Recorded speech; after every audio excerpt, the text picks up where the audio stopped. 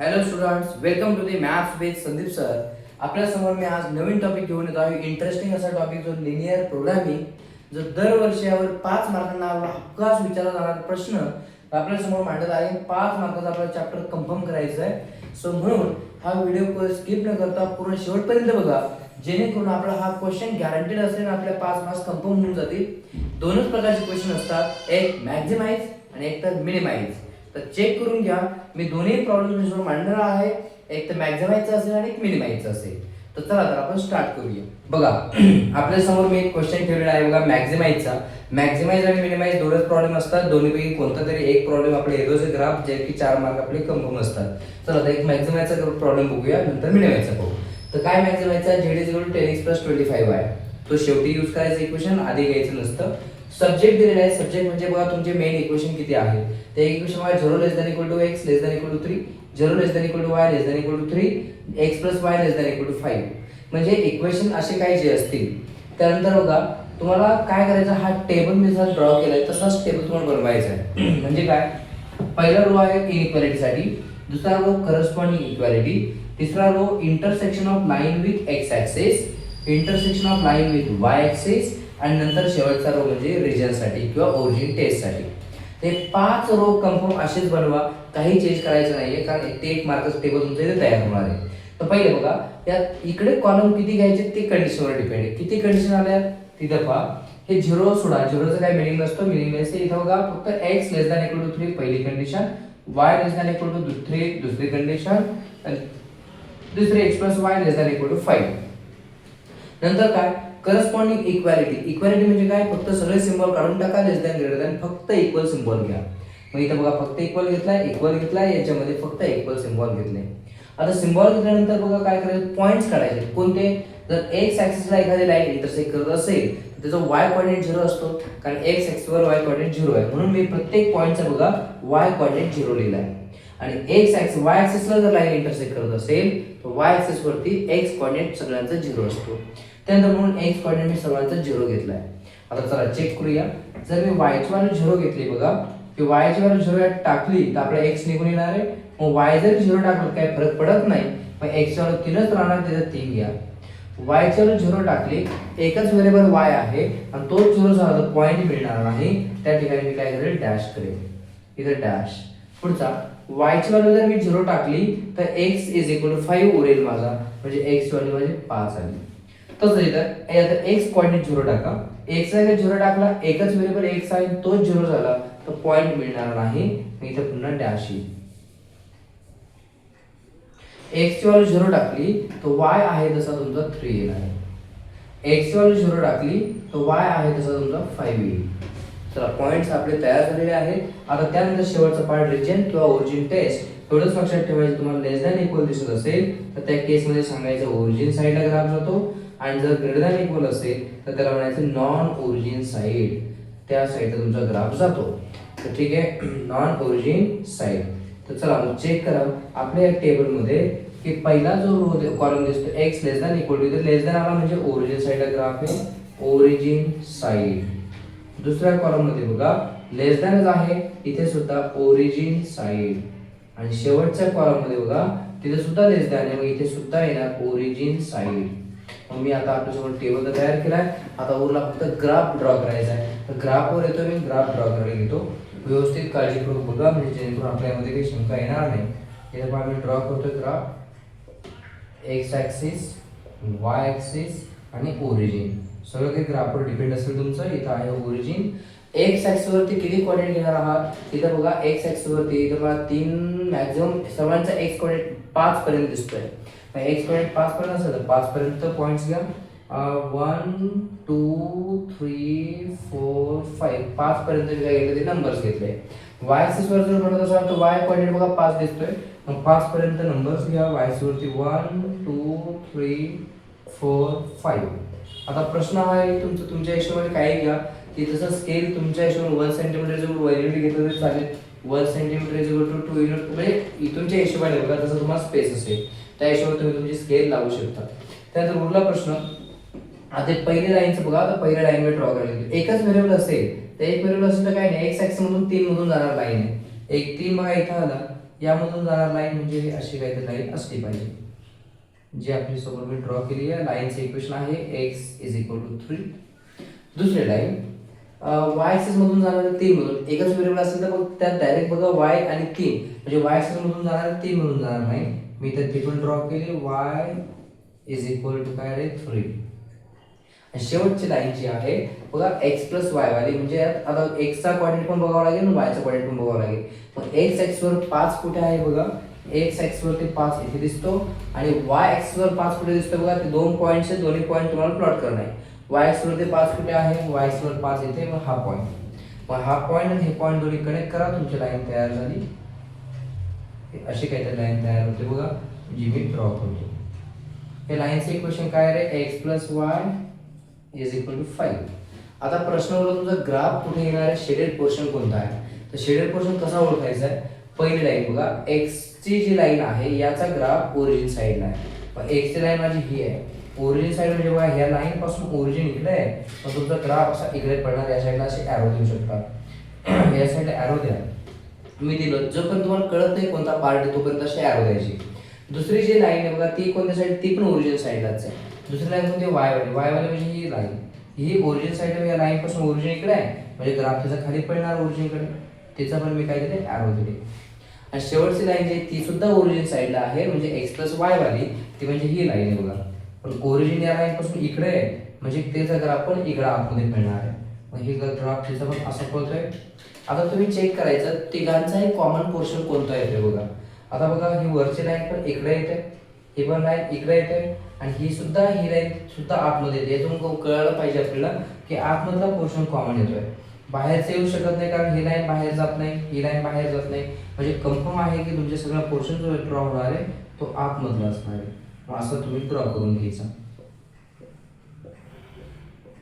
झालं portion draw केल्यानंतर आता बाहेरचं जे जस्ट मी शेड केलं होतं कारण की एरो दिले होते कारण ओळखण्यासाठी, किंवा शक्यतो लक्षात ठेवा सगळे ओरिजिन साइड असेल तर ओरिजिनच्या शेजारचा पार्ट ड्रॉ होतो. सगळे नॉन ओरिजिन साइड असतील तर एकदम बाहेरचा पार्ट शेड होत असतो. काही ओरिजिनल काही नॉन ओरिजिनल असतील तर मधला स्पॉट शेड होतो, ना ओरिजिनचा ना एकदम बाहेरचा. मधला म्हणजे क्लोज, समजा हा किंवा हा असा. काही ओरिजिन काही नॉन असेल तर म्हटलं, म्हणून म्हटलं सगळे ओरिजिन असतील तर ओरिजिन शेजारचा, सगळे बाहेरचे नॉन ओरिजिन असतील तर सगळ्यात बाहेरचा. सिंपल हायवे किंवा मग डायरेक्ट आपल्या एरोने. आता एका नंतर इथून पुढचा पार्ट आहे, तुम्हाला आता काय करायचं आहे की याला नाव द्या. शेड केल्यानंतर बघा तो कुठून पुढे तुमचा शेड करून झालाय, ओरिजिन पासून तो ओ पासून तो बघा इथपर्यंत आला, या पॉईंट पर्यंत ग्राफ आला म्हणजे या पॉईंट देऊ पण ए पासून परत इथे इंटरसेक्शन झाले बघा, जिथे जिथे इंटरसेक्शन झालं ते पॉईंट देत चला. इथे इंटरसेक्शन झालं त्याला नाव दिलं पी, ओ ए बी. आता वर जाऊन फायदा नाही कारण आपला ग्राफ अलीकडून गेलेला आहे. मग या ठिकाणी आला, मग बी नंतर नाव देऊया त्याला सी. नंतर वर जाऊन अर्थ नाही कारण ग्राफ इकडे इथपर्यंतच आहे, मग सी नंतर इथे येईल आपला पॉईंट डी.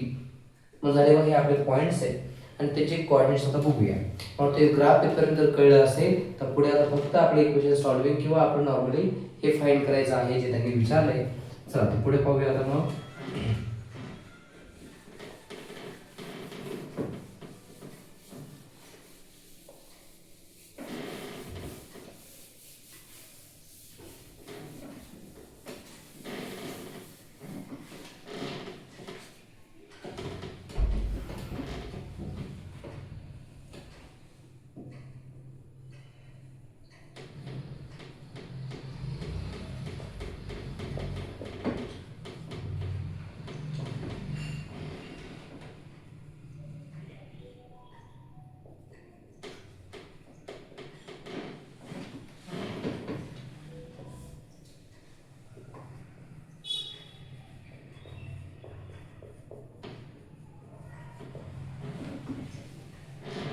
चला सर्वांनी लक्ष द्या. आता काय केलं बघा, मी इथं बघा दिलंय काय पहिलं की जो शेड केलेला आहे सगळा पार्ट म्हणून तो सांगायचं आहे shaded portion represent.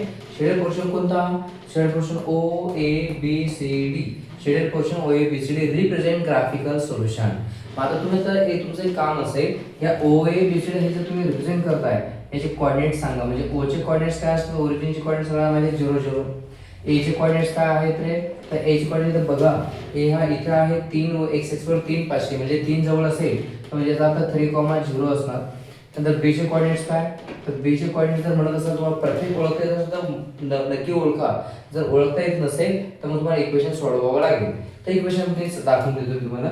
Be perfect आता ग्राफ नसल्यामुळे सांगता येत नाही आपल्याला. त्यानंतर सी जो पॉइंट आहे, सी चे कोऑर्डिनेट्स बघा, सी सुद्धा बाहेरच आहे, तिथे परफेक्ट पॉइंट कळत नाही आपल्याला, सो सी पण काढूया. डी चे कोऑर्डिनेट्स बघा, डी परफेक्ट आहे बघा, 3 वर तर y ऍक्सिस वरती, म्हणजे y ऍक्सिस वर x कोऑर्डिनेट 0 असतो आणि 3 हा y कोऑर्डिनेट. उरला फक्त पॉइंट बी आणि पॉइंट सी चा पार्ट, तो कसा फाइंड करायचा आहे, तर मग इथे लिहितो मी पॉइंट बी कसा काढायचा आहे, तर सिंपल वे, ते तुमच्या मेथडने पटकन शॉर्टकट मध्ये काढून घेतलं तरी चालेल, त्यांना एकदम फुल डिटेल टाकण्याची गरज नाहीये.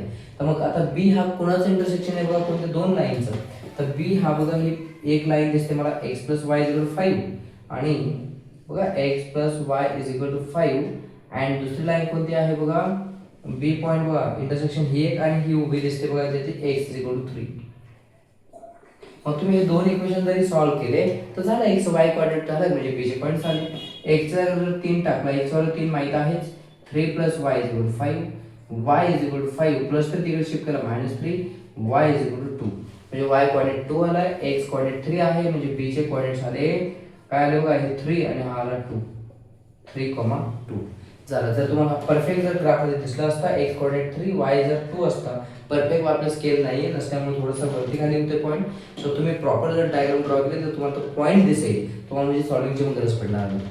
ठीक आहे, नसेल तर मग असं पॉइंट फाइंड करून घ्या. पॉइंट बी नंतर आता कोणता राहिला पॉइंट सी, तो पण लगेच काढून घेतो मी, ते पॉइंट सी. पॉइंट सी कसा काढायचा आहे, तर सी कुणाचं इंटरसेक्शन आहे चेक करा. एक लाईन दिसते मला बघा y = 3, एक आहे y = 3 अँड दुसरी लाईन आहे c ला इंटरसेक्ट करून जाणारी, म्हणजे कोणती, x + y = 5. मग मी काय करतो आता, हा x तसाच y ची व्हॅल्यू तर माहित आहे 3 ऑलरेडी = 5, +3 राईटला शिफ्ट केला -3, x = 5 - 3 येणार आपला किती, 2, म्हणजे x कोऑर्डिनेट 2 आला, म्हणजेच आपले c चे कोऑर्डिनेट्स आले, x आहे 2, y आहे 3, झाले बघा आपले कोऑर्डिनेट्स रेडी झाले. आता शेवटचा पार्ट काय होणार तुमचा, सी पॉइंट निघाल्यानंतर आता तुम्हाला फक्त चेक करायचं मॅक्झिमम व्हॅल्यू कोणत्या पॉइंट येणार आहे, यापैकी कोणतरी असणार ओ ए बी सी डी पैकी, तर कुठे येणार तर आपण चेक करूया. आता म्हणायचं बघा, आता चेक करायला घ्या, मॅक्झिमाइज क्वेश्चन सांगितल्याप्रमाणे मॅक्झिमाइज z = काय क्वेश्चन दिले बघा आपल्याला त्यांनी, 10x + 25y. आता एक एक पॉइंट त्यात पुट अप करायला सुरुवात करा. z पहिला पॉइंट कोणता बघा, ओ ए बी सी डी पैकी ओ चे कोऑर्डिनेट्स काय आहे आपल्याला माहिती आहे, 0,0. म्हणजे तुम्ही काय करणार की x च्या जागेवर या इक्वेशन मध्ये या x ची व्हॅल्यू पण 0 आणि y ची व्हॅल्यू 0, यामध्ये ते 0 0 पुट केलं मी, तर 10 × 0 0 + 25 × 0 जर टाकला तर याचा आन्सर बघा दोघांचं मिळून 0 येणार आहे. पुढचा आता z दुसरा पॉइंट घेतला सोडवायला आपण a, हे सगळे o a b c d घेत चला. a चे कोऑर्डिनेट्स आहेत बघा आपले, a चे कोऑर्डिनेट्स किती आहेत बघा, 3 0, म्हणजे x ला 3 टाका, y ला 0 टाका, मग काय पॉइंट झाला बघा, 10 × x ला मी 3 टाकला, y चा 0 आहे, ते पूर्ण 0 झाला, म्हणजे काय अर्थ नाही, 0 च राहिला. 10 × 3 30 आन्सर आला. पुढचा पॉइंट घ्यायचा बघा z b, b चे पॉइंट बघा आपण आता काढले 3 आणि 2, तर या व्हॅल्यू टाकल्या आपण इक्वेशन मध्ये, 10 x ला टाकायचं आहे 3 + 25y, y ला रिप्लेस करायचं आहे 2, म्हणजे काय आन्सर, 10 3 = 30, 25 2 = 50, ॲडिशन इज 30 + 50 80, म्हणजे हे आन्सर झाला बघा याचं. आता पुढचा पॉइंट आहे z c चे कोऑर्डिनेट्स बघा किती फाइंड केले आपण इथे, 2,3. हे जर व्हॅल्यू मध्ये पुट अप केल्या तर आन्सर येईल बघा 10, x ची व्हॅल्यू टाकतोय मी 2 + 25, y ची व्हॅल्यू टाकतोय 3, म्हणजे किती आन्सर आला, 10 2 = 20, 25 3 = 75, म्हणजे ॲडिशन आले 95. आणि लास्ट पॉइंट उरला z